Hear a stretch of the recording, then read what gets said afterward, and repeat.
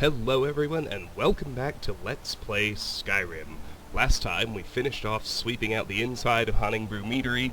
Today we're just going to continue poking around the exterior of the cell that I still consider Whiterun. Today we're going to look at Chillfurrow Farm.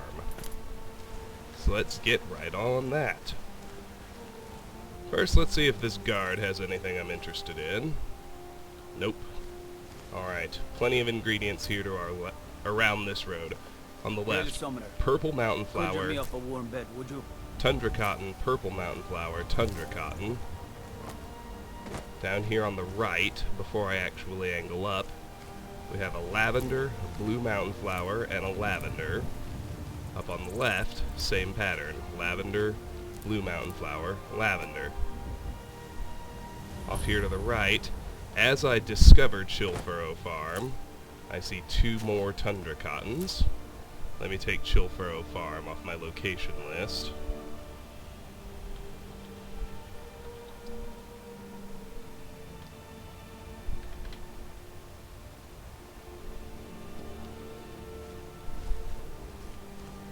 Now let's go over to this guard, who I'm pretty sure I haven't seen yet. Nope. He's got golden arrows. That's all I'm interested in taking from him. Pickpocket to 45. Not bad. Before we start poking around the actual buildings, let me roam this path right quick just to make sure I haven't missed any ingredients. Now, here we go. Purple mountain flower out here at the outer wall. This farm has one inhabitant, Wilmeth, and he's over there right now. So, we have no choice but to steal from this place, much like others. So I'd like to get the door unlocked and do the inside first, because the place is going to be empty.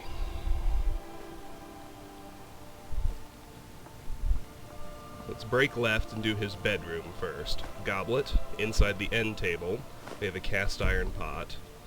Under the bed, an empty sack. At the foot of the bed, a chest with a cast iron pot, 5 gold, a wooden bowl, and a cave bear pelt. Over here, we have an iron sword, alto wine, coin purse, plate, goblet.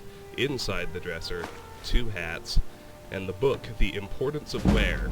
It's a skill book for one-handed. One-handed increased to 22. So give me a moment to pull that off my book list. The Importance of Wear. And on my free skill boost list, with that we've got 6 one-handed boosts left. We're down to 3 skill books. The Importance of Wear, Ancient Tales of the Dwemer, Part 3, by Marabar Sul. The chieftain of Othrabar gathered his wise men together and said, "Every morning a tenfold of my flock are found butchered. What is the cause?" Fangbith the war leader said, "A monster may be coming down from the mountain and devouring your flock." Goric the healer said, "A strange new disease perhaps is to blame." Baron the priest said, "We must sacrifice to the goddess for her to save us." The wise men made sacrifices, and while they waited for their answers from the goddess, Fangbith went to Mentor Jultereg and said, "You taught me well how to forge the cudgel of Zolia, and how to wield it in combat, but I must know now when it is wise to use my skill. Do I wait for the goddess to reply, or the medicine to work, or do I hunt the monster which I know is in the mountain?" "When is not important," said Jultereg. "Where is all that is important." So Fangbith took his Zolik cudgel in hand, and walked far through the dark forest until he came to the base of the great mountain. There he met 2 monsters. One, bloodied with the flesh of the chieftain of Othrabar's flock, fought him, while its mate fled. Fangbith remembered what his master had taught him, that wear was all that was important. He struck the monster on each of its 5 vital points: head, groin, throat, back, and chest. 5 blows to the 5 points, and the monster was slain. It was too heavy to carry with him, but still triumphant, Fangbith returned to Othrabar. "I say I have slain the monster that ate your flock," he cried. "What proof have you that you have slain any monster?" asked the chieftain. "I say I have saved the flock with my medicine," said Goric the healer. "I say the goddess has saved the flock by my sacrifices," said Baron the priest. 2 mornings went by, and the flocks were safe, but on the morning of the 3rd day, another tenfold of the chieftain's flock was found butchered. Goric the healer went to his study to find a new medicine. Baron the priest prepared more sacrifices.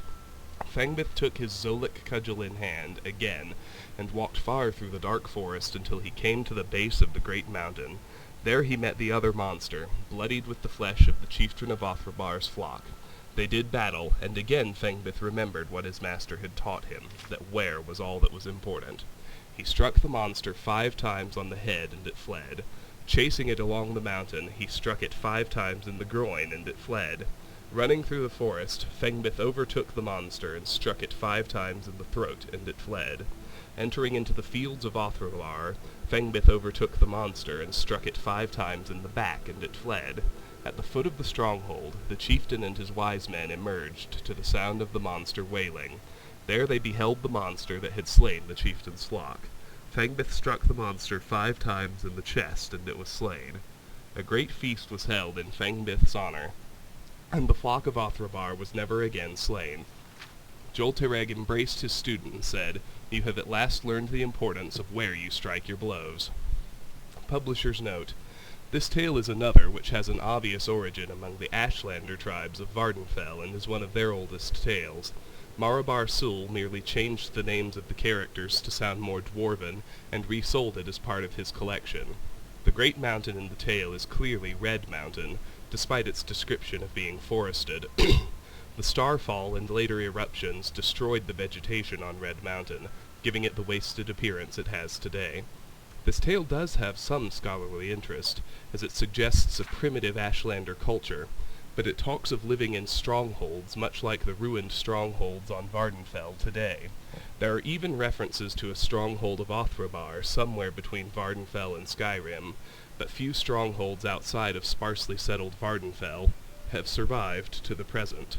Scholars do not agree on who built these strongholds or when, but I believe it is clear from this story and other evidence that the Ashlander tribes used these strongholds in the ancient past, instead of making camps of wickwheat huts as they do today. The play on words that forms the lesson of the fable, that it is as important to know where the monster should be slain at the stronghold as it is to know where the monster must be struck on the body to be slain, is typical of many Ashlander tales. Riddles, even ones as simple as this one, are loved by both the Ashlanders and the vanished Dwemer, although the Dwemer are usually portrayed as presenting the riddles, rather than being the ones who solve it as in Ashlander tales. Cool. Let's do this closet area next. Goat cheese wheel, 4 cabbages, nothing, 4 cabbages, tomatoes, 5 cabbages, dog meat, coin purse, basket, and a blacksmith's apron in that wardrobe. Now let's go back here. Basket, horse meat, basket, cup, plate, cup, venison, plate, bowl, cabbage, plate. Inside the cupboard we have a girl's gray dress, black robes, and 2 straw. Heyo, something we need. Let me see on my list. I needed 17 straw, so those 2 drop that number to 15. Groovy.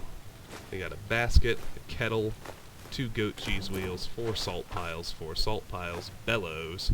Above me, 1, 2, 3 frost miriams, 1, 2, 3 garlic braids, and 2 salmon. Let's do this table in the center. Goblet, flagon, Ingle and the Sea Ghosts. That's a new book.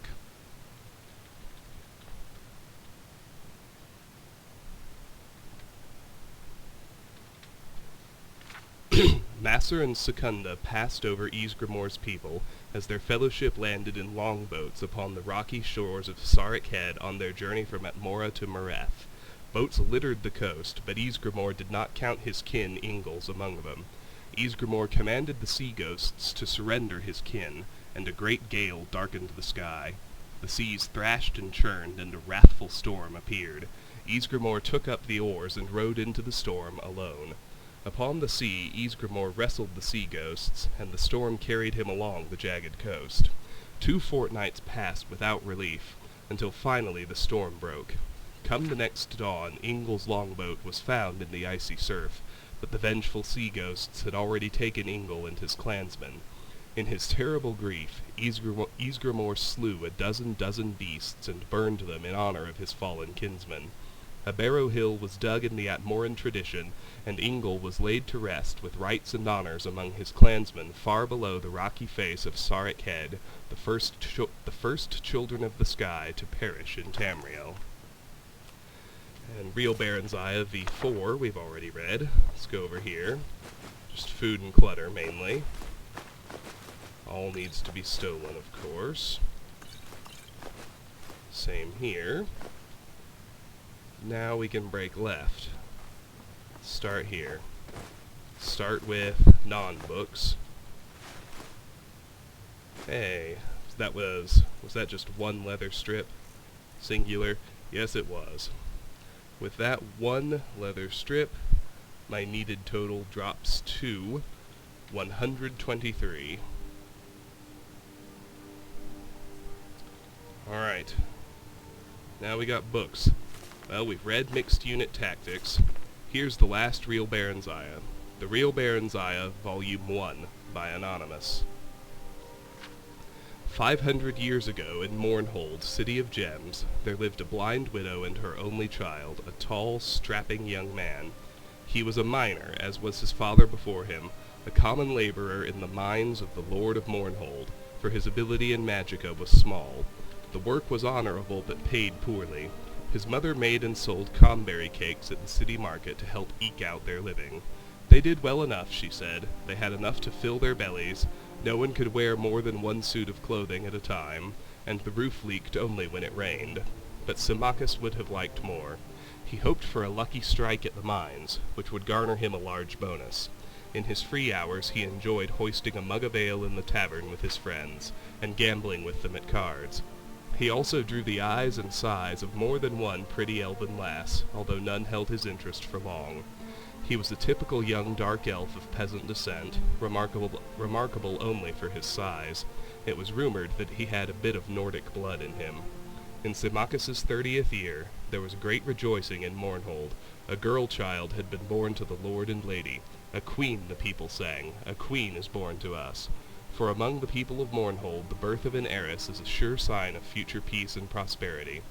When the time came round for the royal child's rite of naming, the mines were closed, and Symmachus dashed home to bathe and dress in his best. "I'll rush straight home and tell you all about it," he promised his mother, who would not be able to attend.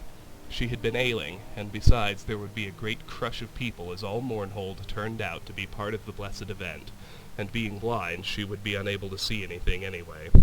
"My son," she said, "before you go, fetch me a priest or a healer, else I may pass from the mortal plane ere you return." Symmachus crossed to her pallet at once and noted anxiously that her forehead was very hot and her breathing shallow. He pried loose a slat of the wooden floor under which their small hoard of savings was kept.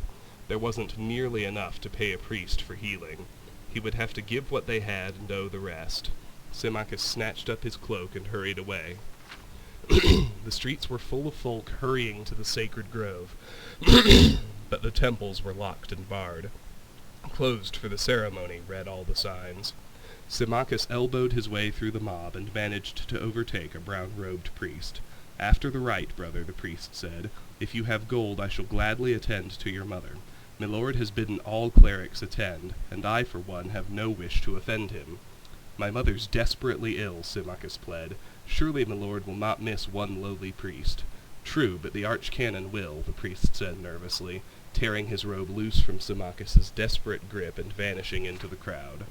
Symmachus tried other priests and even a few mages, but with no better result. Armored guards marched through the street and pushed him aside with their lances, and Symmachus realized that the royal procession was approaching.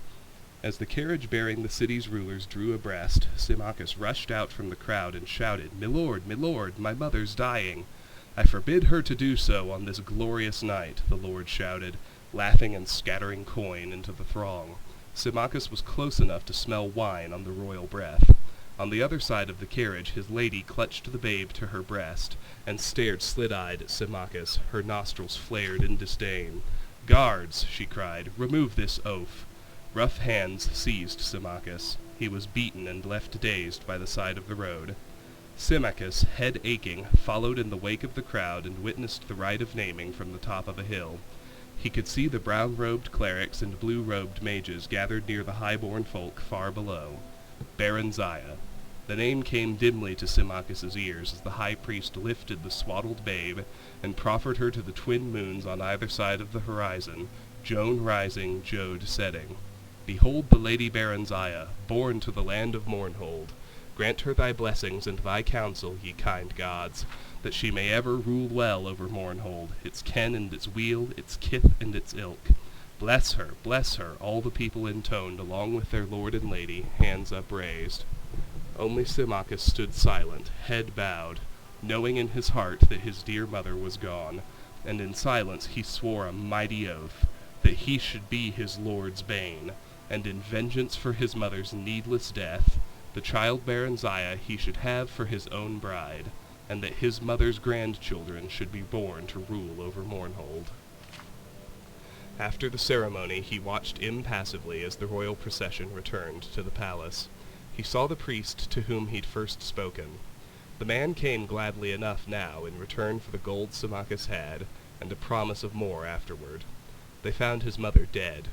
The priest sighed and tucked the pouch of gold coins away.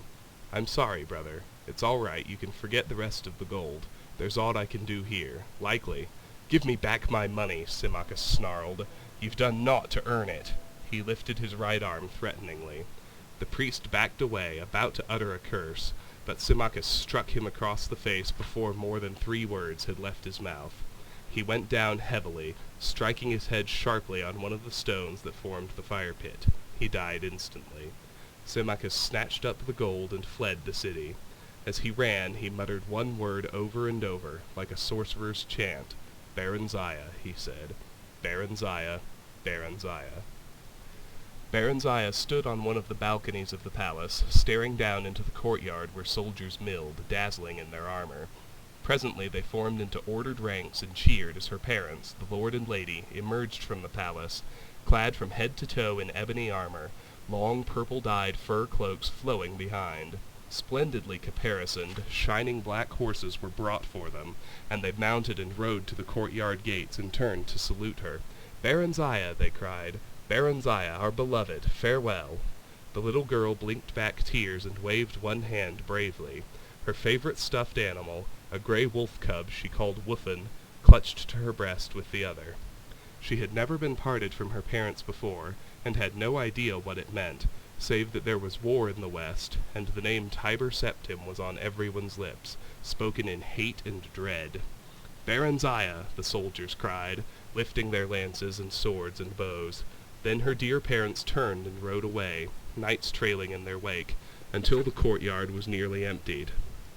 Some time after came a day when Baranziah was shaken awake by her nurse, dressed hurriedly, and borne from the palace. All she could remember of that dreadful time was seeing a huge shadow with burning eyes filling the sky. She was passed from hand to hand.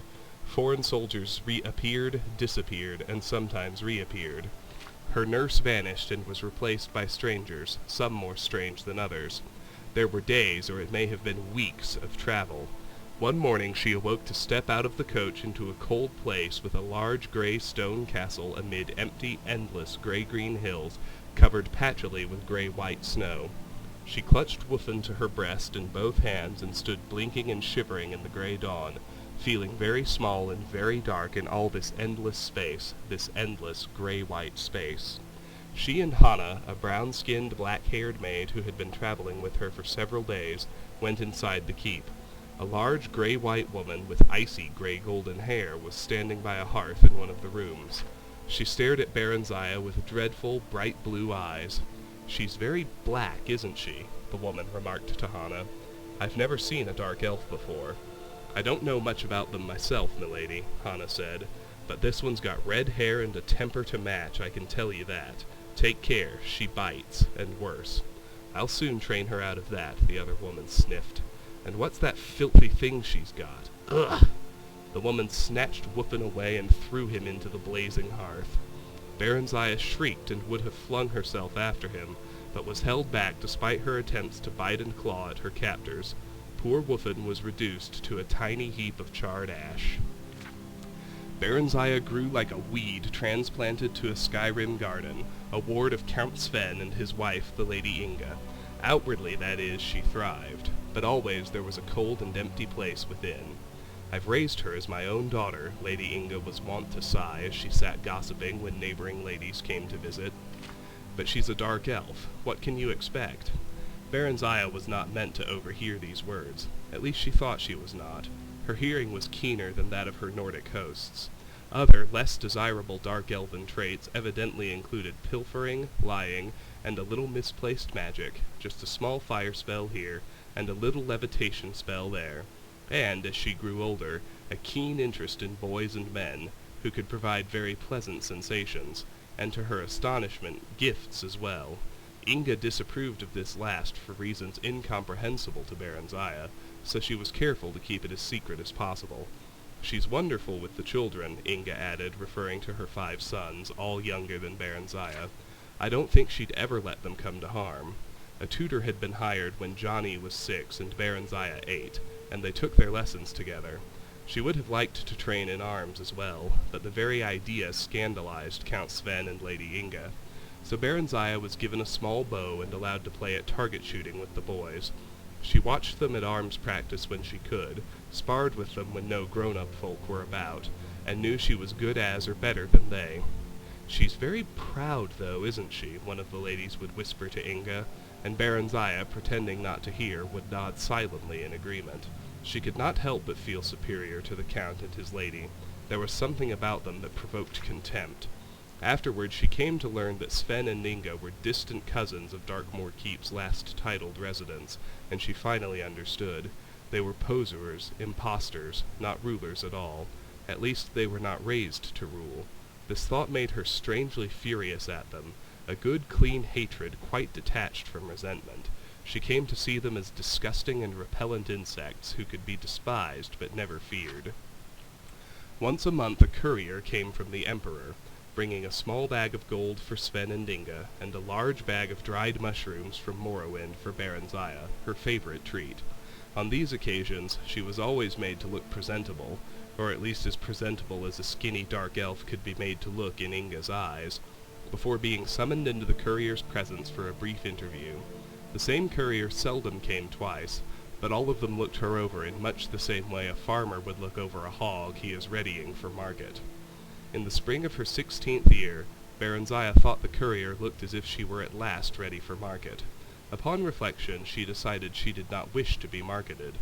The stable boy, Straw, a big, muscular blond lad, clumsy, gentle, affectionate, and rather simple, had been urging her to run off for some weeks now.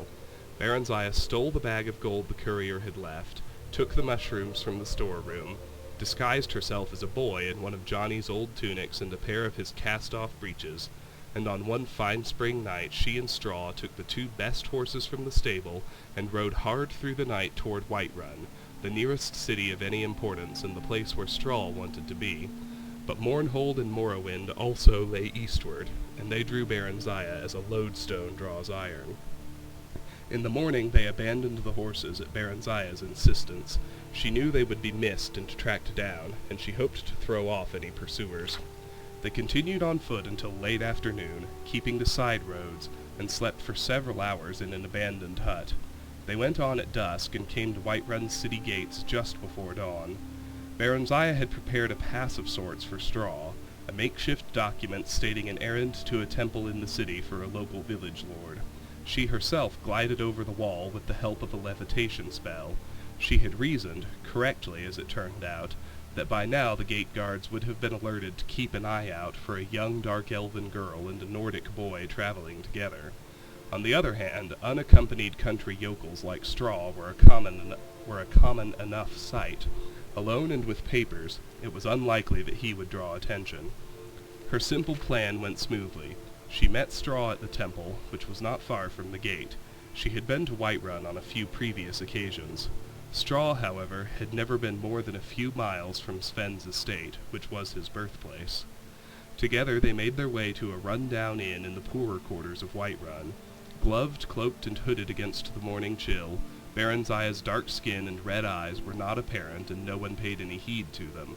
They entered the inn separately. Straw paid the innkeeper for a single cubicle, an immense meal, and 2 jugs of ale. Baronziah sneaked in a few minutes later. They ate and drank together gleefully, rejoicing in their escape, and made love vigorously on the narrow cot. Afterward they fell into an exhausted, dreamless sleep. They stayed for a week at Whiterun. Straw earned a bit of money running errands, and Baronziah burgled a few houses at night. She continued to dress as a boy. She cut her hair short and dyed her flame-red tresses jet black to further the disguise, and kept out of sight as much as possible. There were few dark elves in Whiterun. One day Straw got them work as temporary guards for a merchant caravan traveling east. The one-armed sergeant looked her over dubiously. "Heh," he chuckled. "Dark elf, ain't ya? Like settin' a wolf to guard the sheep, that is. Still, I need arms, and we ain't goin' near 'nough Morrowind so's ye can betray us to your folk. Our home-grown bandits would as fain cut your throat as mine." The sergeant turned to give Straw an appraising look. Then he spun back abruptly toward Baronziah, whipping out his short sword. But she had her dagger out in the twinkling of an eye and was in a defensive stance. Straw drew his own knife and circled round to the man's rear. The sergeant dropped his blade and chuckled again. "Not bad, kids, not bad. How argue with yon bow, dark elf?" Baronziah demonstrated her prowess briefly. "Aye, not bad 'tall. And ye'll be keen of eye by night, boy, and of hearin' tall times. A trusty dark elf makes as good a fightin' man as any could ask for. I know. I served under Symmachus hisself afore I lost this arm and got invalided outer the Emperor's army." "We could betray them. I know folk who'd pay well," Straw said later as they bedded down for their last night at the ramshackle lodge. "Or rob them ourselves. They're very rich, those merchants are, Barry." Baronziah laughed. "Whatever would we do with so much money? And besides, we need their protection for traveling, quite as much as they need ours. We could buy a little farm, you and me, Barry, and settle down, all nice-like." "Peasant," Baronziah thought scornfully. Straw was a peasant and harbored nothing but peasant dreams. But all she said was, "Not here, Straw. We're too close to Darkmoor still. We'll have other chances farther east." The caravan went only as far east as Sungard. The Emperor Tiber Septim I had done much in the way of building relatively safe and regularly patrolled highways, but the tolls were steep, and this particular caravan kept to the side roads as much as possible to avoid them. This exposed them to the hazards of wayside robbers, both human and orcish, and roving brigand bands of various races, but such were the perils of trade and profit. They had 2 such encounters before reaching Sungard, an ambush which Baronziah's keen ears warned them of in plenty of time for them to circle about and surprise the lurkers, and a night attack by a mixed band of Khajiit, humans, and wood elves. The latter were a skilled band, and even Baronziah did not hear them sneaking up in time to give much warning. This time the fighting was fierce. The attackers were driven off, but 2 of the caravan's other guards were slain, and Straw got a nasty cut on his thigh before he and Baronziah managed to gash his Khajiit assailant's throat. Baronziah rather enjoyed the life. The garrulous sergeant had taken a liking to her, and she spent most of her evenings sitting around the campfire listening to his tales of campaigning in Morrowind with Tiber Septim and General Symmachus. This Symmachus had been made general after Mournhold fell, the sergeant said. "He's a fine soldier, boy, Symmachus is, but there was more'n soldiery involved in that Morrowind business, if you take my meanin'. But well, you know all 'bout that, I 'spect." No, I don't remember," Baronziah said, trying to sound nonchalant. "I've lived most of my life in Skyrim. My mother married a Skyrim man. They're both dead, though. Tell me, what happened to the Lord and Lady of Mournhold?" The sergeant shrugged. "I ain't never heard. Dead, I 'spect. 'Twas a lot of fightin' afore the armistice got signed. It's pretty quiet now. Maybe too quiet, like a calm afore a storm. Say, boy, you goin' back there?" "Maybe," Baronziah said. The truth was that she was drawn irresistibly to Morrowind and Mournhold, like a moth to a burning house. Straw sensed it and was unhappy about it. He was unhappy anyway, since they could not bed together, as she was supposed to be a boy. Baronziah rather missed it too, but not as much as Straw did, seemingly. The sergeant wanted them to sign on for the return trip, but gave them a bonus nonetheless when they turned the offer down, and parchments of recommendation. Straw wanted to settle down permanently near Sungard, but Baronziah insisted on continuing their travels east. "I'm the Queen of Mournhold by rights," she said, unsure whether it was true, or was it just a daydream she had made up as a lost, bewildered child. "I want to go home. I need to go home." That at least was true. After a few weeks they managed to get places in another caravan heading east. By early winter they were at Riften, and nearing the Morrowind border. But the weather had grown severe as the days passed, and they were told no merchant caravans would be setting forth till mid-spring. Baronziah stood on top of the city walls and stared across the deep gorge that separated Riften from the snow-clad mountain wall guarding Morrowind beyond. "Barry," Straw said gently, "Mournhold's a long way off yet, nearly as far as we've come already, and the lands between are wild, full of wolves and bandits and orcs and still worse creatures. We'll have to wait for spring." "There's Silgrad Tower," Barry said, referring to the dark elven township that had grown up around an ancient minaret guarding the border between Skyrim and Morrowind. "The bridge guards won't let me across, Barry. They're crack Imperial troops. They can't be bribed. If you go alone. I won't try and stop you, but what will you do? Silgrad Tower is full of Imperial soldiers. Will you become a washing woman for them? Or a camp follower?" "No," Baronziah said slowly, thoughtfully. Actually, the idea was not entirely unappealing. She was sure she could earn a modest living by sleeping with the soldiers. She'd had a few adventures of that sort as they crossed Skyrim, when she'd dressed as a woman and slipped away from Straw. She'd only been looking for a bit of variety.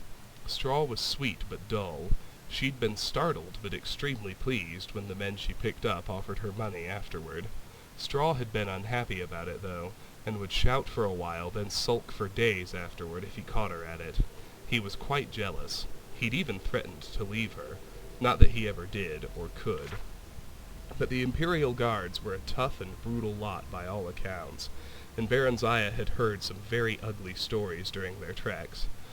The ugliest of them by far had come from the lips of ex-army veterans around the caravan campfire, and were proudly recounted.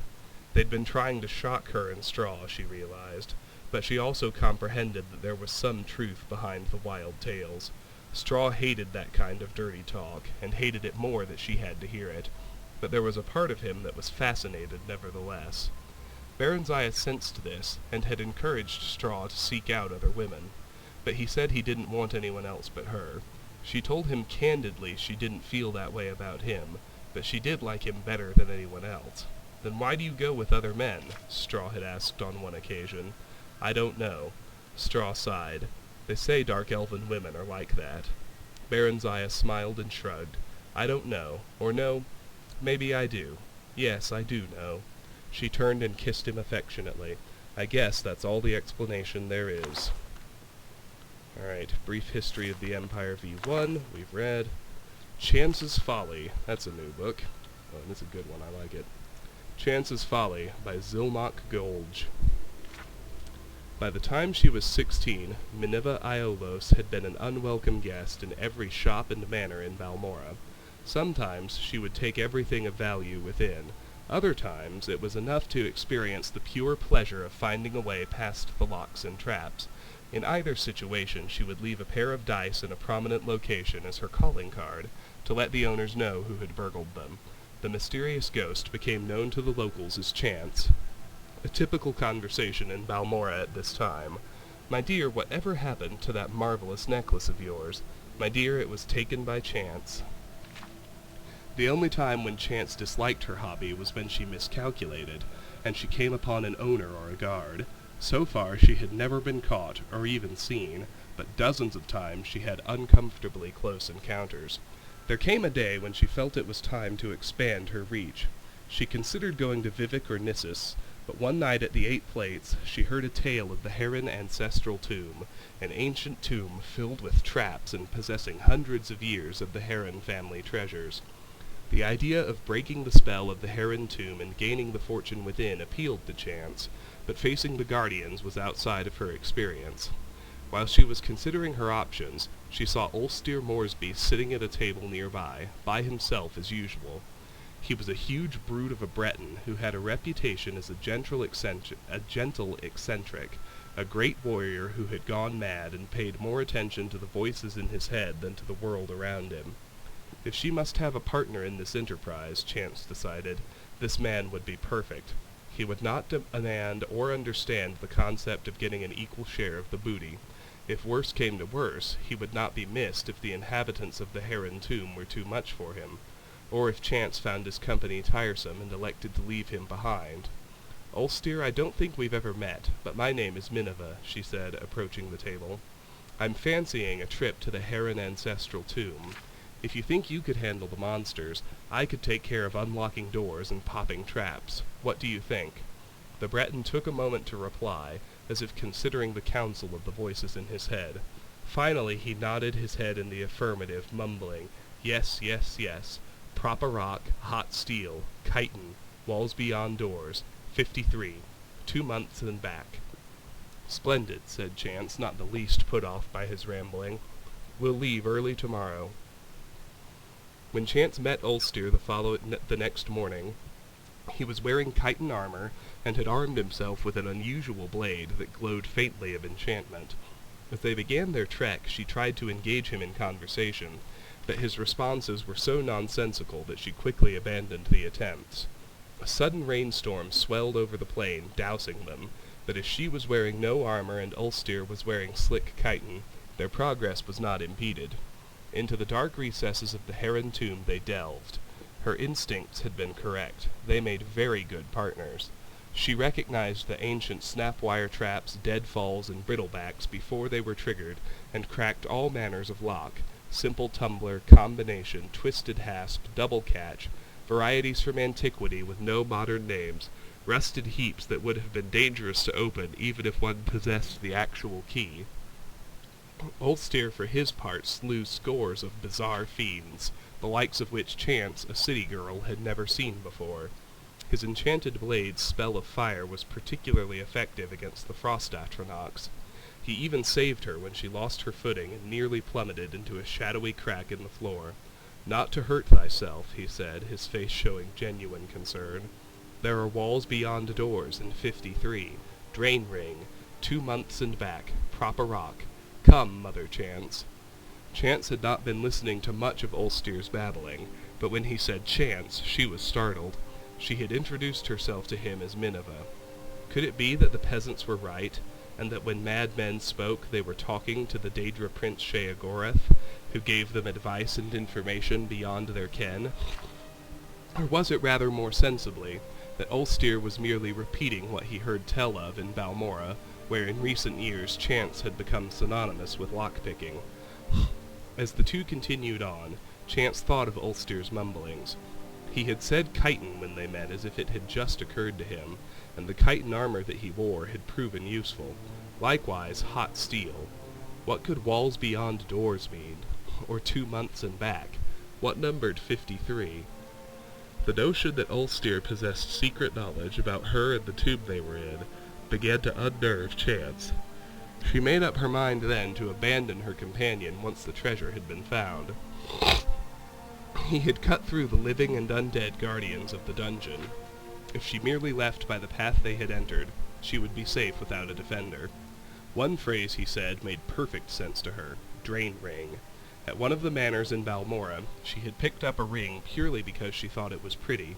It was not until later that she discovered that it could be used to sap other people's vitality. Could Ulster be aware of this?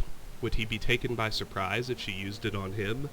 She formulated her plan on how best to desert the Breton as they continued down the hall. Abruptly, the passage ended with a large metal door, secured by a golden lock. Using her pick, Chance snapped away the 2 tumblers and bolt, and swung the door open. The treasure of the Heron Tomb was within. Chance quietly slipped her glove off her hand, exposing the ring as she stepped into the room. There were 53 bags of gold within. As she turned, the door closed between her and the Breton. On her side it did not resemble a door anymore, but a wall. Walls beyond doors. For many days Chance screamed and screamed, as she tried to find a way out of the room. For some days after that, she listened dully to the laughter of Sheogorath within her own head. 2 months later, when Ulster returned, she was dead. He used a brock to prop open the door and remove the gold. See, Biography of Baranziah, V1. That one we haven't read before. Biography of Baranziah, Volume 1, by Stern Gamboge, Imperial Scribe. Late in the Second Era, a girl child, Baranziah, was born to the rulers of the Kingdom of Mournhold in what is now the Imperial Province of Morrowind. She was reared in all the luxury and security befitting a royal dark elven child until she reached 5 years of age. At that time, His Excellency Tiber Septim I, the first Emperor of Tamriel, demanded that the decadent rulers of Morrowind yield to him and institute imperial reforms. Trusting to their vaunted magic, the Dark Elves impudently refused until Tiber Septim's army was on the borders. An armistice was hastily signed by the now eager Dunmer, but not before there were several battles, one of which laid waste to Mournhold, now called Almalexia. Little Princess Baranziah and her nurse were found among the wreckage. The Imperial General Symmachus, himself a dark elf, suggested to Tiber Septim that the child might someday be valuable, and she was therefore placed with a loyal supporter who had recently retired from the Imperial army. Sven Advinson had been granted the title of Count upon his retirement. His fiefdom, Darkmoor, was a small town in central Skyrim. Count Sven and his wife reared the princess as their own daughter, seeing to it that she was educated appropriately, and more importantly that the imperial virtues of obedience, discretion, loyalty, and piety were instilled in the child. In short, she was made fit to take her place as a member of the new ruling class of Morrowind. The girl Baranziah grew in beauty, grace, and intelligence. She was sweet-tempered, a joy to her adoptive parents and their 5 young sons, who loved her as their elder sister. Other than her appearance, she differed from young girls of her class only in that she had a strong empathy for the woods and fields, and was wont to escape her household duties to wander there at times. Baranziah was happy and content until her 16th year, when a wicked orphan stable-boy, whom she had befriended out of pity, told her he had overheard a conspiracy between her guardian, Count Sven, and a Redguard visitor to sell her as a concubine in Rihad, as no Nord or Breton would marry her on account of her black skin, and no dark elf would have her because of her foreign upbringing. "Whatever shall I do?" the poor girl said, weeping and trembling, for she had been brought up in innocence and trust, and it never occurred to her that her friend the stable-boy would lie to her. The wicked boy, who was called Straw, said that she must run away if she valued her virtue, but that he would come with her as her protector. Sorrowfully Baranziah agreed to this plan, and that very night she disguised herself as a boy, and the pair escaped to the nearby city of Whiterun. After a few days there they managed to get jobs as guards for a disreputable merchant caravan. The caravan was heading east by side roads in a mendacious attempt to elude the lawful tolls charged on the imperial highways. Thus the pair eluded pursuit until they reached the city of Riften, where they ceased their travels for a time. They felt safe in Riften, close as it was to the Morrowind border, so that dark elves were enough of a common sight. Galarian the Mystic by Asgrim Kolsgreg.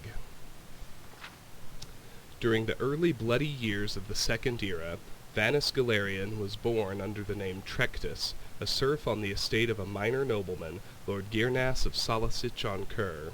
Trectus's father and mother were common laborers, but his father had secretly, against the law of Lord Girnas, taught himself and then Trectus to read. Lord Girnas had been advised that literate serfs were an abomination of nature, and dangerous to themselves and their lords, and had closed all bookstalls within Salasich-on-Kur. All booksellers, poets, and teachers were forbidden, except within Girnas's keep. Nevertheless, a small-scale smuggling operation kept a number of books and scrolls in circulation right under Girnas's shadow. When Trectus was 8, the smugglers were found and imprisoned. Some said that Trectus's mother, an ignorant and religious woman fearful of her husband, was the betrayer of the smugglers, but there were other rumors as well. The trial of the smugglers was non-existent, and the punishment swift. The body of Trectus's father was kept hanging for weeks during the hottest summer Solicit John Kerr had seen in centuries. 3 months later, Trectus ran away from Lord Girdass's estate. He made it as far as Alinor, halfway across Somerset Isle. A band of troubadours found him nearly dead, curled up in a ditch by the side of the road. They nursed him to health, and employed him as an errand boy in return for food and shelter. One of the troubadours, a soothsayer named Heliand, began testing Trectus's mind, and found the boy, though shy, to be preternaturally intelligent and sophisticated given his circumstances. Heliand recognized in the boy a commonality, for Heliand had been trained on the Isle of Artaeum as a mystic. When the troupe was performing in the village of Potanza, on the far eastern end of Somerset, Heliand took Trectus, then a boy of 11, to the Isle of Artaeum. The magister of the isle, Iachesis, recognized potential in Trectus and took him on as pupil, giving him the name of Vanus Galerian. Vanus trained his mind on the Isle of Artaeum, as well as his body. Thus was the first Archmagister of the Mages Guild trained. From the Sigics of the Isle of Artaeum he received his training. From his childhood of want and injustice he received his philosophy of sharing knowledge. Mysterious Akavir we've already read. Antecedents of Dwemer Law. This book is a historical account of the development of Dwemer law and custom from its roots in High Elven culture. In short, so far as I am able to trace the order of development in the customs of the Bosmeri tribes, I believe it to have been in all ways comparable to the growth of Altmeri law. The earlier liability for slaves and animals was mainly confined to surrender, which, as in Somerset Isles, later became compensation. And what does this matter for a study of our laws today? So far as concerns the influence of the Altmeri law upon our own, especially the Altmeri law of master and servant, the evidence of it is to be found in every judgment which has been recorded for the last 500 years. It has been stated already that we still repeat the reasoning of the Altmeri magistrates, empty as it is, to the present day, and I will quickly show how Altmeri custom can be followed into the courts of the Dwemer. In the laws of Carndar Watch, PD 1180, it is said, if one who is owned by another slays one who owns himself, the owner must pay the associates 3 fine instruments and the body of the one who his owned. There are many other similar citations, and the same principle is extended even to the case of a centurion by which a man is killed. If, at the common workbench, one is slain by an animunculi, the associates of the slain may disassemble the animunculi and take its parts within 30 days. It is instructive to compare what Dark has mentioned concerning the rude beasts of the Tenmar forests. If a marsh cat was killed by an Argonian, his family were in disgrace till they retaliated by killing the Argonian, or another like it. But further, if a marsh cat was killed by a fall from a tree, his relatives would take their revenge by toppling the tree, and shattering its branches, and casting them to every part of the forest. The Arcturian Heresy, by the Underking, Ismir Kingmaker. With his god destroyed, Wulfharth finds it hard to keep his form. He staggers out of Red Mountain to the battlefield beyond. The world has shaken, and all of Morrowind is made of fire. A strong gale picks up and blows his ashes back to Skyrim. Wulfharth adopts and is adopted by the Nords then, Ysmir the Grey Wind, the Storm of Kine. But through Lorcan he lost his national identity. All he wants the Nords for is to kill the Tribunal. He raises a storm, sends in his people, and is driven back by Tribunal forces. The Dunmer are too strong now. Wulfharth goes underground to wait and strengthen and reform his body anew. Oddly enough, it is Almalexia who disturbs his rest, summoning the Underking to fight alongside the Tribunal against Adasum Dir Kamal, the Akaviri demon. Wulfharth disappears after Adasum is defeated, and does not return for 300 years. It is the rumbling of the Greybeards that wakes him. Though the Empire has crumbled, there are rumors that a chosen one will come to restore it. This new emperor will defeat the elves and rule a united Tamriel. Naturally, Wulfharth thinks he is the figure of prophecy. He goes directly to High Hrothgar to hear the Greybeards speak. When they do, Ysmir is blasted to ash again. He is not the chosen one. It is a warrior youth from High Rock. As the Grey Wind goes to find this boy, he hears the Greybeard's warning. Remember the color of betrayal, King Wolfhearth. The Western Reach was at war. Cuchulainn, the king of Falkreath and West Cyrodiil, was in a bad situation. To make any bid at unifying the Colovian estate, he needed to secure his northern border, where the Nords and Reachmen had been fighting for centuries.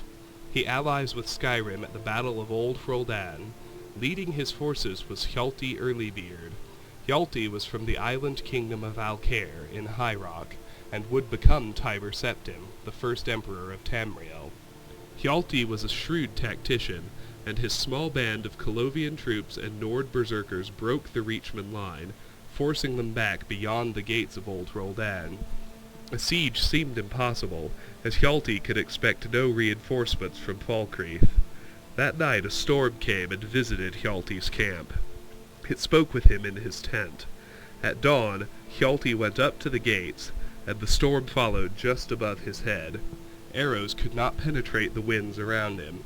He shouted down the walls of Old Roldan, and his men poured in. After their victory, the Nords called Hjalti Talos, or Storm Crown. Cuchulainn, with his new invincible general, unifies West Cyrodiil in under a year. No one can stand before Hjalti's storms. The Underking knows that if Hjalti is to become Emperor of Tamriel, he must first capture the Eastern Heartland. Hjalti uses them both. He needs Cuchulainn in the Colovian estates, where foreigners are mistrusted. It is obvious why he needs Izmir. They march on the east, the battle mages surrender before their armies, and they take the citadel. Before Cuchulainn can be crowned, Hjalti secretly murders him and his loyalist contingent. These assassinations are blamed on the enemies of Cuchulainn, which for political reasons are still the Western Reach. Zurin Arctus, the Grand Battle Mage, not the Underking, then crowns Hjalti as Tiber Septim, new emperor of all Cyrodiil. After he captures the imperial throne, Septim finds the initial administration of a fully united Cyrodiil a time-consuming task. He sends the Underking to deal with imperial expansion into Skyrim and High Rock. Izmir, mindful that it might seem as if Tiber Septim is in two places at once, works behind the scenes. This period of level-headed statesmanship and diplomacy, this sudden silence, heretofore unknown in the roaring tales of Talosian conquest, are explained away later. The assassination story is embroidered. Now it is popularly Talos's own throat that was cut. The human kingdoms are conquered, even Hammerfell, whose capture was figured to be an arduous task. The Underking wants a complete invasion, a chance to battle their foreign wind spirits himself. But Tiber Septim refutes him. He has already made a better plan, one that will seem to legitimize his rule. Cyrodiil supports the losing side of a civil war, and are invited in. Finally, the Empire can turn its eyes onto the elves. The Underking continues to press on Tiber Septim the need to conquer Morrowind. The Emperor is not sure that it is a wise idea. He has heard of the Tribunal's power. The Underking wants his vengeance, and reminds Tiber Septim that he is fated to conquer the elves, even the Tribunal. Arctus advises against the move, but Septim covets the ebony in Morrowind, as he sorely needs a source of capital to rebuild Cyrodiil after 400 years of war.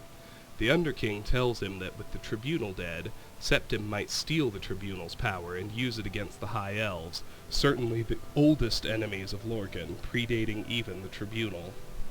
Somerset Isle is the farthest thing from Tiber Septim's mind.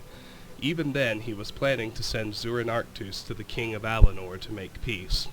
The Ebony Need wins out in the end. The Empire invades Morrowind, and the Tribunal give up. When certain conditions of the armistice include not only a policy of non-interference with the Tribunal, but also, in the Underking's eyes, a validation of their religious beliefs, Izmir is furious. He abandons the Empire completely. This was the betrayal the Greybeards spoke of, or so he thinks. Without the Underking's power, all ideas of conquering Tamriel vanish. Would have been nice, Septim thinks, but let's just worry about Cyrodiil and the human nations. Already there is a rebellion in Hammerfell. Pieces of Numidium trickle in, though. Tiber Septim, always fascinated by the dwarves, has Zurin Arctus research this grand artifact. In doing so, Arctus stumbles upon some of the stories of the war at Red Mountain. He discovers the reason the Numidium was made, and some of its potential. Most importantly, he learns the Underking's place in the war. But Zurin Arctus was working from incomplete plans. He thinks it is the heart of Lorcan's body that is needed to power the Numidium. While Zurin Arctus is raving about his discovery, the prophecy finally becomes clear to Tiber Septim. This Numidium is what he needs to conquer the world. It is his destiny to have it. He contacts the Underking and says he was right all along. They should kill the Tribunal, and they need to get together and make a plan. While the Underking was away, he realized the true danger of Dagoth-Ur. Something must be done. But he needs an army, and his old one is available again. The trap is set. The Underking arrives and is ambushed by Imperial guards.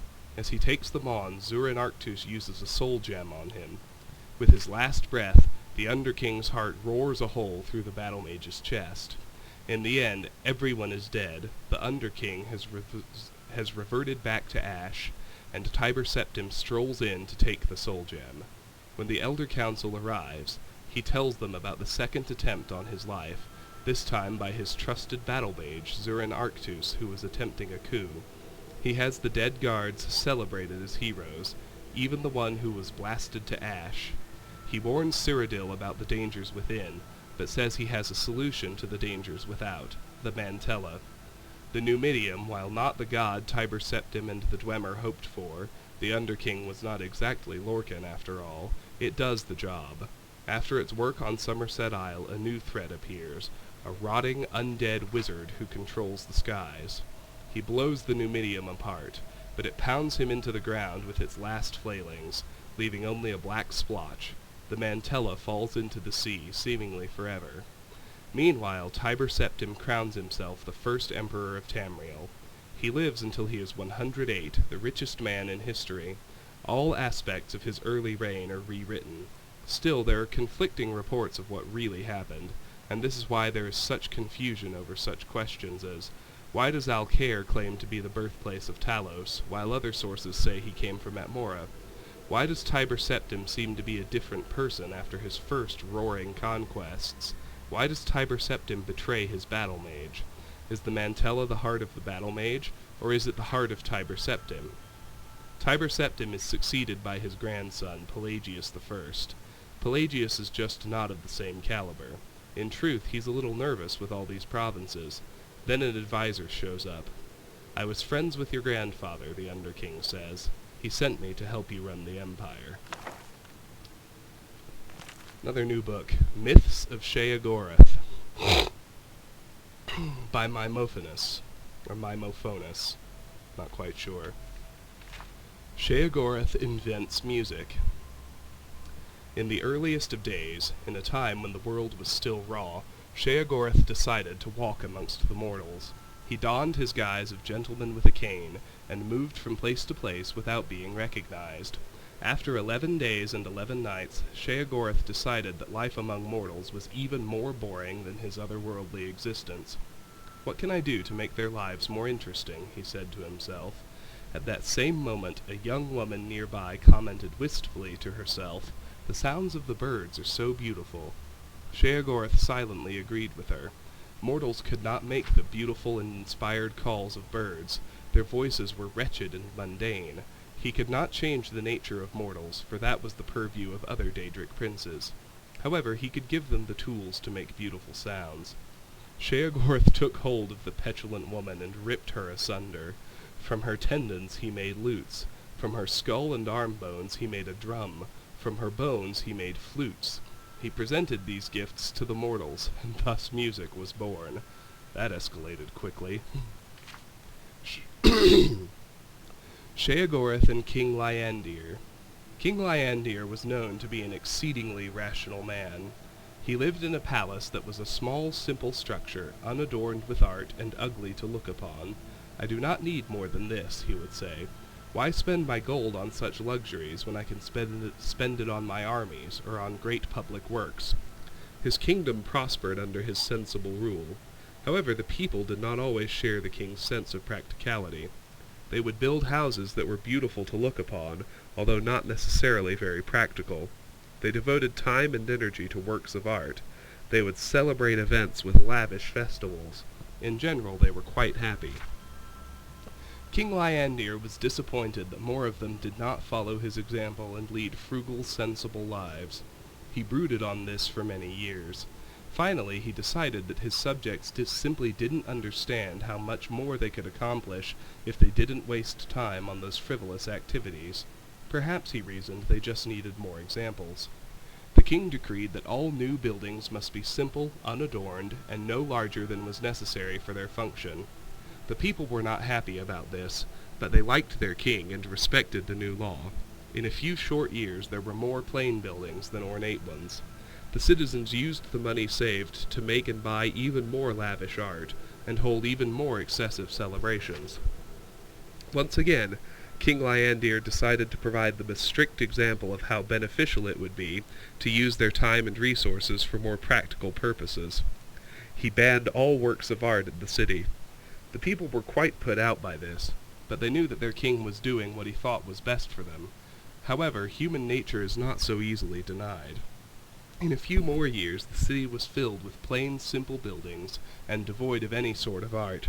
However, the people now had even more money and time to devote to their parties and festivals. With a heavy heart, King Lyandir decided that his people were to be treated like children, and like all children, they needed rules and discipline laid down by great figures of authority to make them understand what was truly important in life. He decreed that there should be no revelry in the city. Singing, dancing, and music were all banned. Even food and drink were limited to water and simple foodstuffs. The people had had enough. Revolt was out of the question, since King Lyandir had a very well-trained and equipped army. They visited the shrines and temples in droves, praying to all the gods, and even to some of the Daedric princes, that King Lyandir would revoke these new oppressive laws.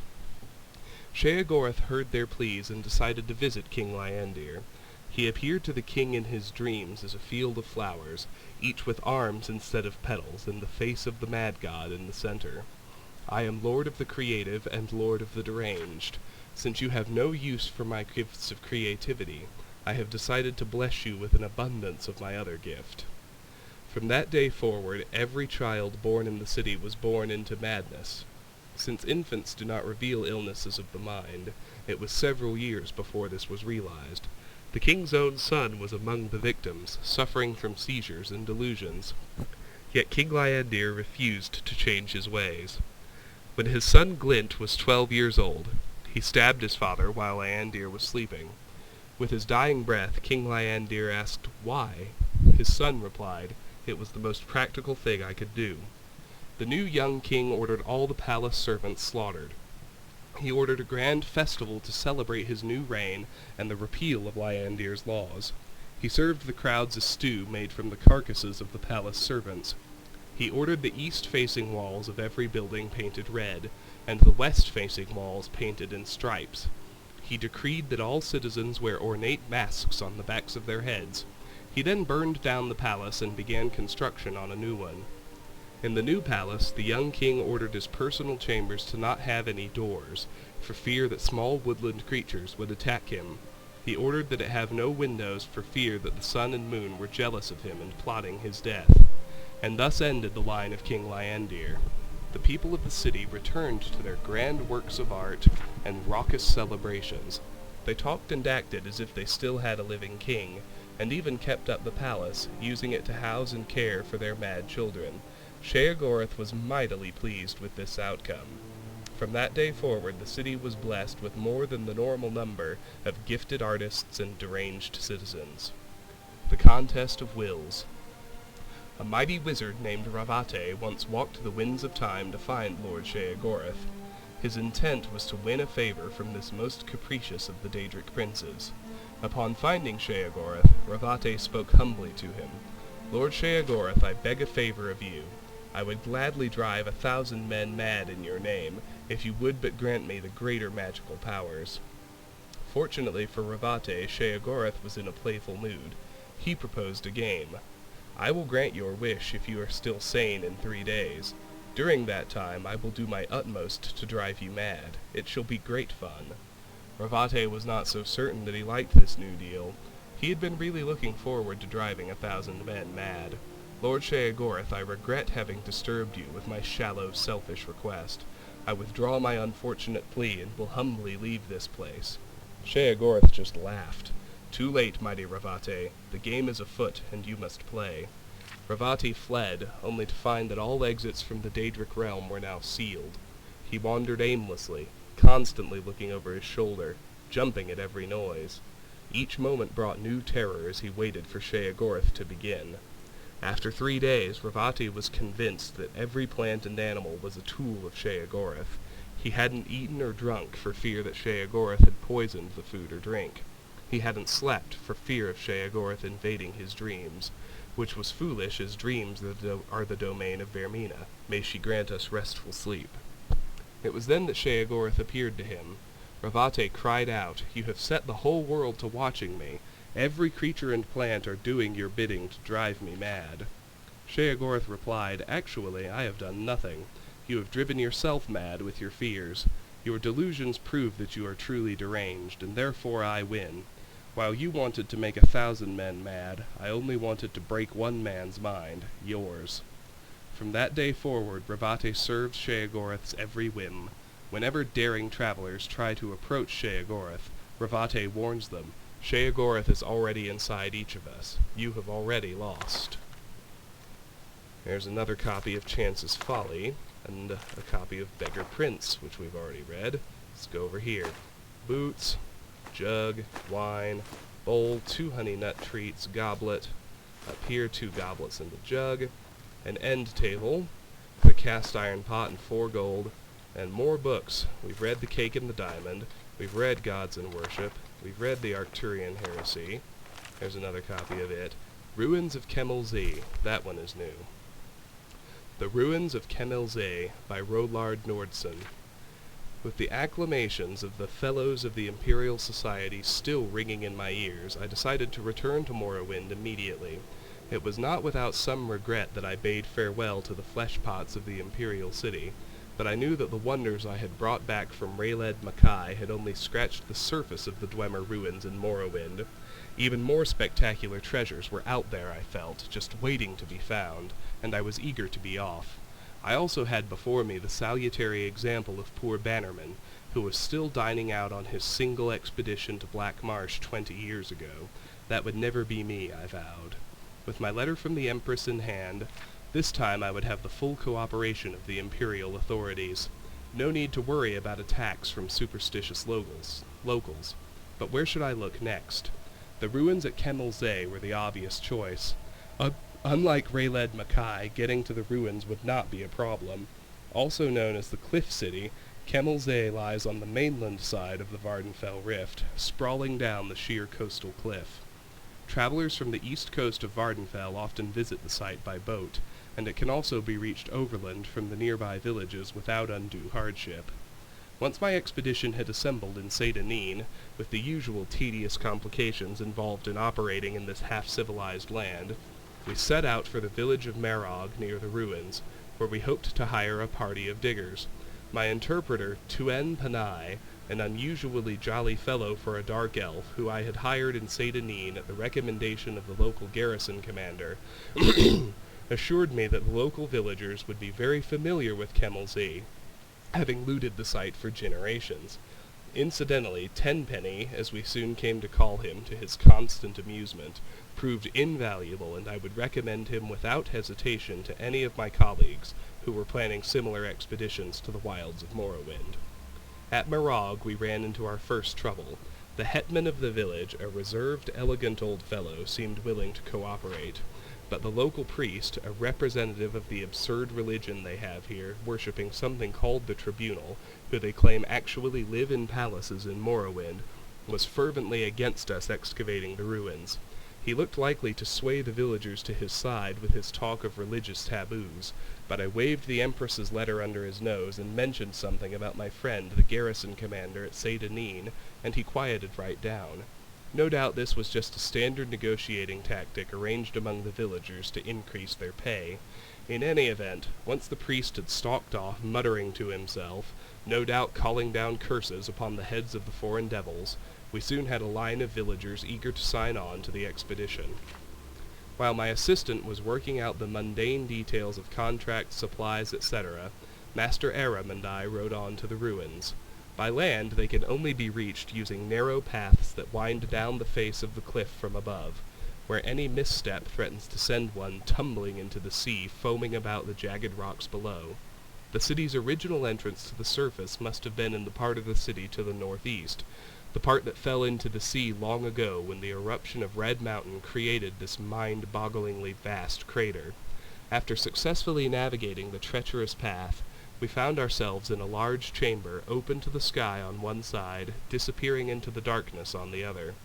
As we stepped forward, our boots crunched on piles of broken metal, as common in dwarven ruins as potsherds and other ancient sites.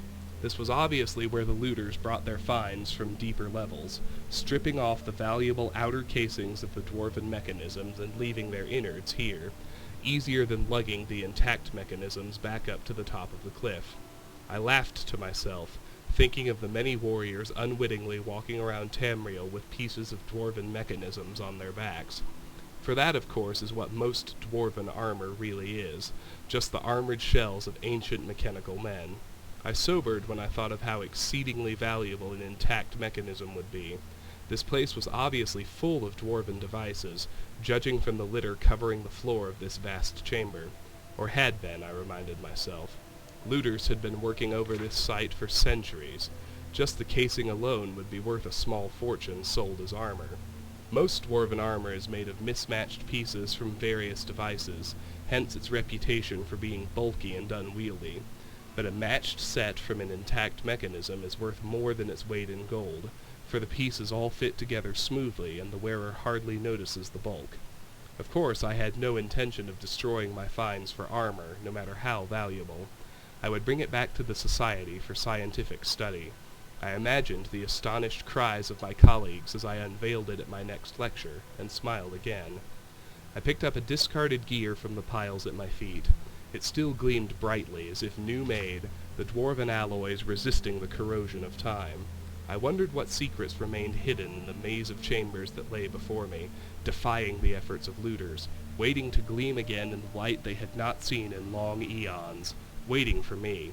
It remained only to find them.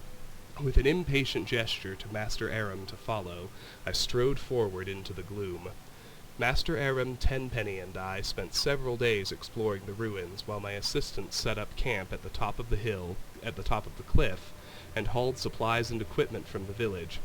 I was looking for a promising area to begin excavation, a blocked passage or corridor untouched by looters that might lead to completely untouched areas of the ruins. We found 2 such areas early on, but soon discovered that the many winding passages bypassed the blockage and gave access to the rooms behind. Nevertheless, even these outer areas, for the most part stripped clean of artifacts by generations of looters, were full of interest to the professional archaeologist. Behind a massive bronze door, burst from its hinges by some ancient turmoil of the earth, we discovered a large chamber filled with exquisite wall carvings, which impressed even the jaded Tenpenny, who claimed to have explored every dwarven ruin in Morrowind. They seemed to depict an ancient ritual of some kind, with a long line of classically bearded dwarven elders processing down the side walls, all seemingly bowing to the giant form of a god carved into the front wall of the chamber, which was caught in the act of stepping forth from the crater of a mountain in a cloud of smoke or steam. According to Master Aram, there are no known depictions of dwarven religious rituals, so this was an exciting find indeed. I set a team to work prying the carved panels from the wall, but they were unable to even crack the surface. On closer examination, the chamber appeared to be faced with a metallic substance, with the texture and feel of stone, impervious to any of our tools. I considered having Master Aram try his blasting magic on the walls, but decided that the risk of destroying the carvings was too great. Much as I would have preferred to bring them back to the Imperial City, I had to settle for taking rubbings of the carvings. If my colleagues in the Society showed enough interest, I was sure a specialist could be found, perhaps a master alchemist, who could find a way to safely remove the panels. I found another curious room at the top of a long winding stair, barely passable due to the fall of rubble from the roof. At the top of the stair was a domed chamber with a large ruined mechanism at its center. Painted constellations were still visible in some places on the surface of the dome. Master Aram and I agreed that this must have been some kind of observatory, and the mechanism was therefore the remains of a dwarven telescope. To remove it from ruins down the narrow stairway would require its complete disassembly, which fact no doubt had preserved it from the attention of looters. So I decided to leave it in place for the time being. The existence of this observatory suggested, however, that this room had once been above the surface. Closer examination of the structure revealed that this was indeed a building, not an excavated chamber.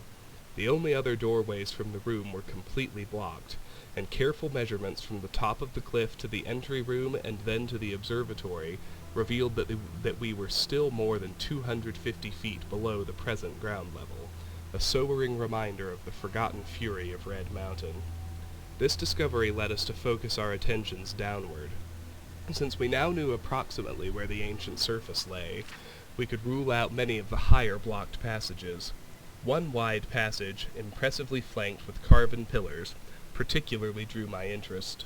It ended in a massive rockfall, but we could see where looters had begun and then abandoned a tunnel through this debris. With my team of diggers and Master Aram's magery to assist, I believed we could succeed where our predecessors had failed. I therefore set my team of dark elves to work on clearing the passage, relieved finally to be beginning the real exploration of Kemalzay. Soon, I hoped, my boots would be stirring up dust that had lain undisturbed since the dawn of time. With this exciting prospect before me, I may have driven my diggers a bit too hard. Tenpenny reported that they were beginning to grumble about the long days, and that some were talking of quitting. Knowing from experience that nothing puts heart back into these dark elves like a taste of the lash, I had the ringleaders whipped and the rest confined to the ruins until they had finished clearing the passageway. Thanks Stendar for my foresight in requisitioning a few legionnaires from Sedanine. They were sullen at first, but with the promise of an extra day's wages when they broke through, they soon set to work with a will. While these measures may sound harsh to my readers back in the comforts of civilization, let me assure you that there is no other way to get these people to stick to a task. The blockage was much worse than I had first thought, and in the end it took almost 2 weeks to clear the passage. The diggers were as excited as I was when their picks finally broke through the far end into emptiness, and we shared a round of the local liquor together, a foul concoction, in truth, to show that all was forgiven. I could hardly restrain my eagerness as they enlarged the hole to allow entry into the chamber beyond. Would the passage lead to entire new levels of the ancient city, filled with artifacts left by the vanished dwarves? Or would it be only a dead end, some side passage leading nowhere? My excitement grew as I slid through the hole and crouched for a moment in the darkness beyond.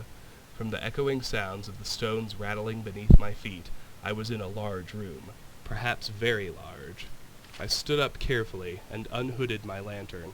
As the light flooded the chamber, I looked around in astonishment. Here were wonders beyond even my wildest dreams.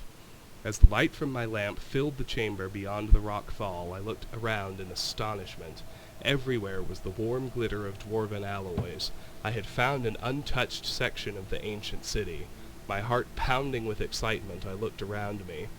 The room was vast, the roof soaring up into darkness beyond the reach of my lamp, the far end lost in shadows with only a tantalizing glimmer hinting at treasures not yet revealed. Along each wall stood rows of mechanical men, intact except for one oddity. Their heads had been ritually removed and placed on the floor at their feet. This could mean only one thing. I had discovered the tomb of a great dwarven noble, maybe even a king. Burials of this type had been discovered before, most famously by Ransom's expedition to Hammerfell, but no completely intact tomb had ever been found, until now. But if this was truly a royal burial, where was the tomb? I stepped forward gingerly, the rows of headless bodies standing silently as they had for eons, their disembodied eyes seeming to watch me as I passed. I had heard wild tales of the curse of the dwarves, but had always laughed it off as superstition. But now, breathing the same air as the mysterious builders of this city, which had lain undisturbed since the cataclysm that spelled their doom, I felt a twinge of fear. There was some power here, I felt, something malevolent that resented my presence. I stopped for a moment and listened. All was silent. Except, it seemed I heard a faint hiss, regular as breathing. I fought down a sudden surge of panic. I was unarmed, not thinking of danger in my haste to explore past the blocked passage. Sweat dripped down my face as I scanned the gloom for any movement. The room was warm, I suddenly noticed, much warmer than the rest of the labyrinth thus far. My excitement returned. Could I have found a section of the city still connected to a functioning steam grid? Pipes ran along the walls as in all sections of the city. I walked over and placed my hand on one. It was hot, almost too hot to touch. Now I saw that in places where the ancient piping had corroded, small jets of steam were escaping. The sound I had heard. I laughed at my own credulity. I now advanced quickly to the far end of the room, giving a cheerful salute to the ranks of mechanical soldiers, who had appeared so menacing only moments before. I smiled with triumph as the light swept back the darkness of centuries, to reveal the giant effigy of a dwarven king standing on a raised dais, his metal hand clutching his rod of office. This was the prize indeed. I circled the dice slowly, admiring the craftsmanship of the ancient dwarves. The golden king stood 20 feet tall under a freestanding domed cupola, his long, upswept beard jutting forward proudly as his glittering metal eyes seemed to follow me. But my superstitious mood had passed, and I gazed benevolently on the old dwarven king. My king, as I had already begun to think of him. I stepped onto the dice to get a better look at the sculpted armor. Suddenly the eyes of the figure opened, and it raised a mailed fist to strike. I leaped to one side as the golden arm came crashing down, striking sparks from the steps where I had stood a moment before. With a hiss of steam and the whir of gears, the giant figure stepped ponderously out from under its canopy and strode towards me with frightening speed, its eyes tracking me as I scrambled backwards. I dodged behind a pillar as the fist whistled down again. I had dropped my lantern in the confusion, and now I crept into the darkness outside the pool of light, hoping to slip between the headless mechanisms and thus escape back to the safety of the passageway. Where had the monster gone? You would think that a 20-foot golden king would be hard to miss, but he was nowhere to be seen. The guttering lamp only illuminated a small part of the room. He could be hiding anywhere in the gloom. I crawled faster. Without warning, the dim ranks of dwarven soldiers in front of me went flying as the monstrous guardian loomed before me. He had cut off my escape. As I dodged backwards, blow after blow whistled down as the implacable machine followed me relentlessly, driving me into the far corner of the room. At last there was nowhere left for me to go. My back was to the wall. I glared up at my foe, determined to die on my feet. The huge fists lifted for one final blow. The room blazed with sudden light. Bolts of purple energy crackled across the metal carapace of the dwarven monster, and it halted, half-turning to meet this new threat. Master Aram had come. I was about to raise a cheer when the giant figure turned back to me, unharmed by the lightning bolt hurled by Master Aram, determined to destroy this first intruder. I shouted out, "Steam! Steam!" as the giant raised his fist to crush me into the floor. There was a hiss and a gust of bitter cold, and I looked up. The monster was now covered with a shell of ice, frozen in the very moment of dispatching me. Master Aram had understood. I leaned against the wall with relief. The ice cracked above me. The giant golden king stood before me, the shell of ice falling away, his head swiveling towards me in triumph. Was there no stopping this dwarven monstrosity? But then the light faded from his eyes, and his arms dropped to his sides. The magical frost had worked, cooling its steam-driven energy. As Master Aram and the diggers crowded around me, congratulating me on my narrow escape, my thoughts drifted. I imagined my return to the Imperial City, and I knew that this would be my greatest triumph yet. How could I possibly top this find? Perhaps it was time to move on. Recovering the fabled Eye of Argonia, now that would be a coup. I smiled to myself, reveling in the glory of the moment, but already planning my next adventure. And then there's another copy of that same book. Oh, and Wilmeth is in here. You're not supposed to. Yes, he knows we're not supposed to be here. So let's pickpocket him really quickly. Here. 5 gold. Jug of milk. Hey! Come on. Don't even think about it. Key to Chillfurrow Farmhouse. Nordmead. Hey!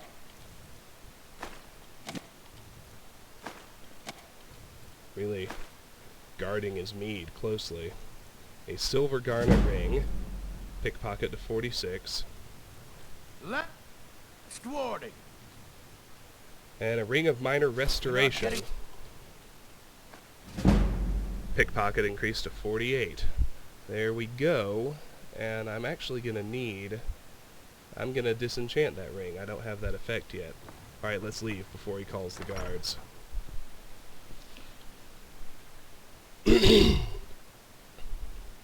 Okay, we cleared the place out, and we picked his pockets. All I really need to do is clear the outside, talk to him, and perform an offload. Let's wait till 8 a.m. so he comes back outside.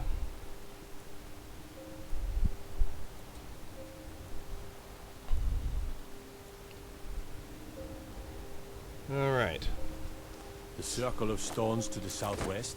That's We got Secunda's kiss. 3 Giants Luna won't sing. moths since I came out here at night.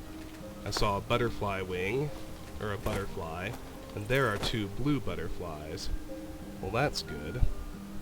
That's 4 blue butterfly wings, which brings the total I need down to 7. Terrific. I see torch bugs and butterflies over here. Let's go catch them too. Those were all regular butterflies, which is fine. Alright, let's start around the farmhouse. We have 1, 2, 3, 4, 5, 6, 7, 8, 9, 10 cabbages. If I run a loop around the house itself, I find a bucket. Purple mountain flower. Nothing between here and the walls of Whiterun.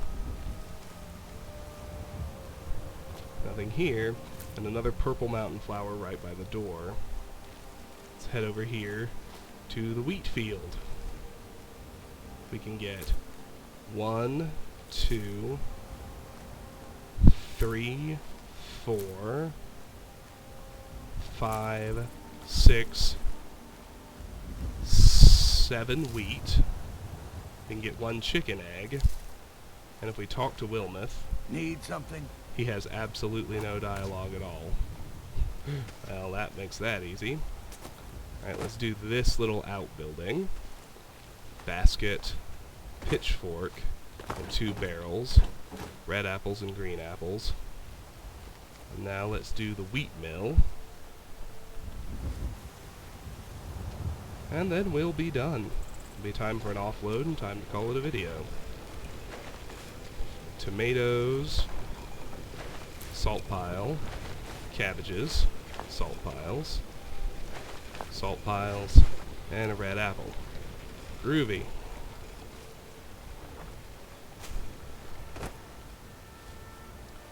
Let me check between here and the river right quick.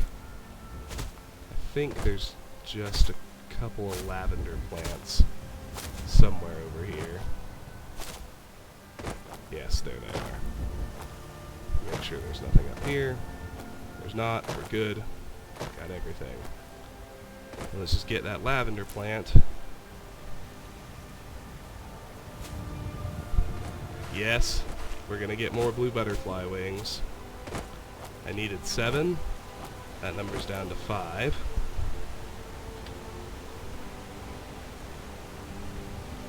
Now it's 3. Now it's 1. Ah, heck. Let's go to the front entrance of the meadery. How can I See help if we you, can't brother? get the last one. Because then we'll be able to use them in potions. And they're very handy for that. But it's looking like all normal butterflies here.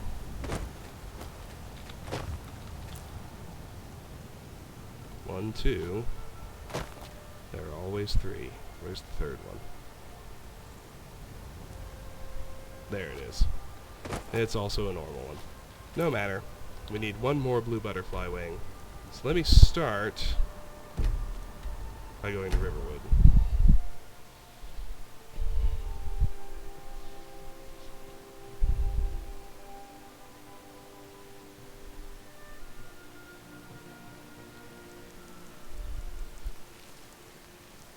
What time is it? 11:30. Good, everyone is open for business. You're nothing but trouble. Let's start with Alvor. Take what you need, my friend. Blades, helmets, pretty much anything to suit. I have Until nothing next he time. wants. Doesn't really surprise me. Now let's go to Orgnar.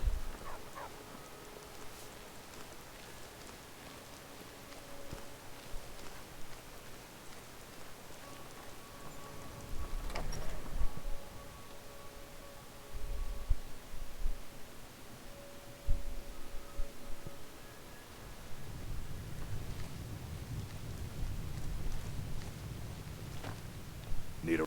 Take a look. Okay. Well, we can sell him a boatload of food. Mainly cabbage.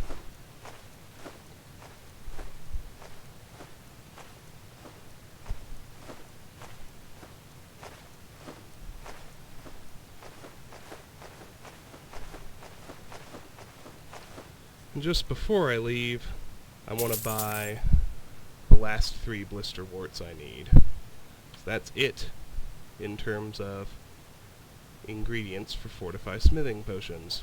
That's cool.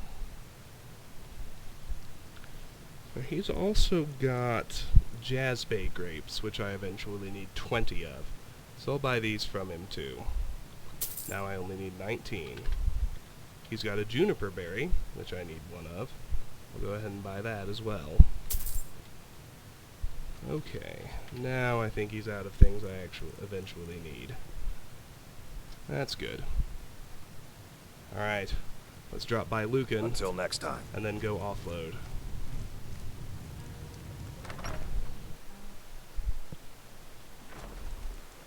Did you really see a dragon? We're a small village, but we work hard and take care of our own. I just enjoy checking things off my lists. It means so much to us to have the Don't claw even think- back where it Thank you, belongs. so. Oh, a bit of this and a bit of that. Okay, nothing there, nothing there. And just a few things here. All right, then. And that's it. Now before I head to Anissa's cabin, since I'm going to be disenchanting that Ring of Minor Restoration, let's not forget to throw on the Mage Stone, so we can maximize our available enchanting experience.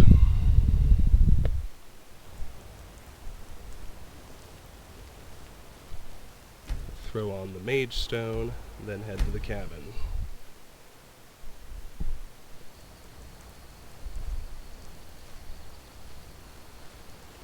And now the usual in terms of offloading. We will put everything in here that I would normally just want to sell.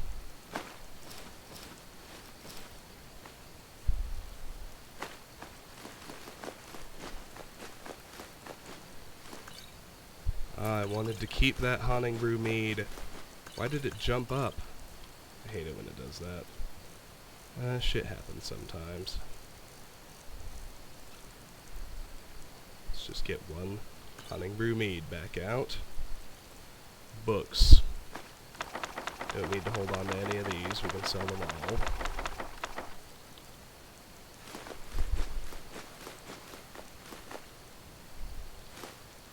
Oops, I did make 1 mistake. I've got a cave bear pelt, which I actually will turn into leather and then leather strips.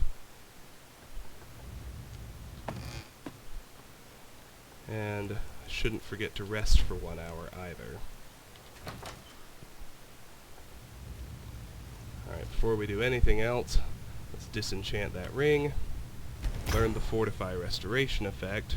Enchanting goes up to 30, which unlocks a perk. I've been sitting on several perk points, But now that it's available, I'm going to use one and get Fire Enchanter.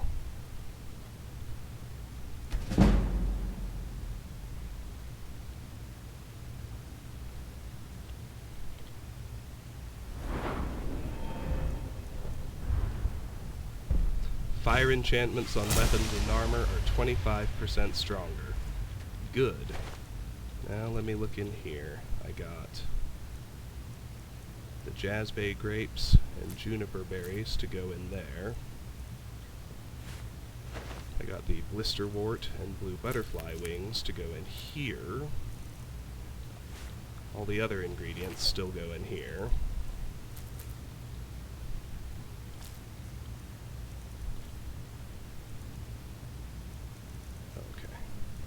Thought I saw blue butterfly wings and got confused, but I suppose I hallucinated it. All that goes in there. What am I left with? Straw goes in here, as do the leather strips. I think that should just leave me with the cave bear pelt. Let me do a couple of things.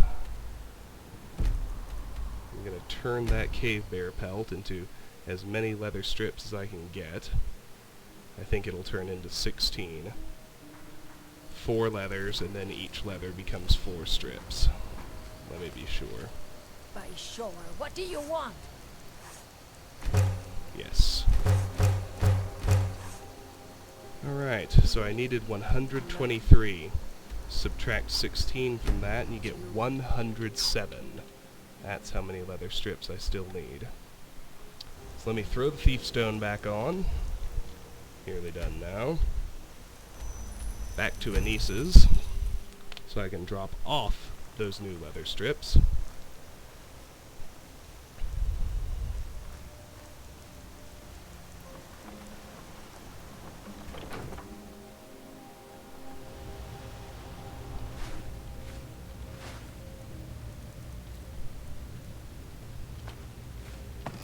And with that, we are ready to head back.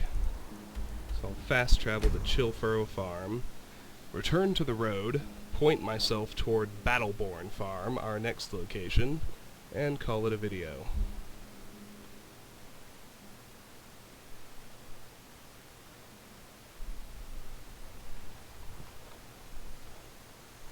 Alright, so it put us right at the wheat pen.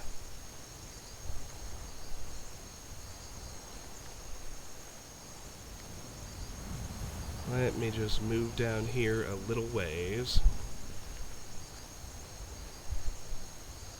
I'll follow the trail back to the road. Point myself up the road, save and call it a video. This has been Let's Play Skyrim. We have cleared out Chillfurrow Farm. Next time, we'll tackle the next place up the road, which is Battleborn Farm. Until then, thank you very much for watching. Have a great night. Bye-bye.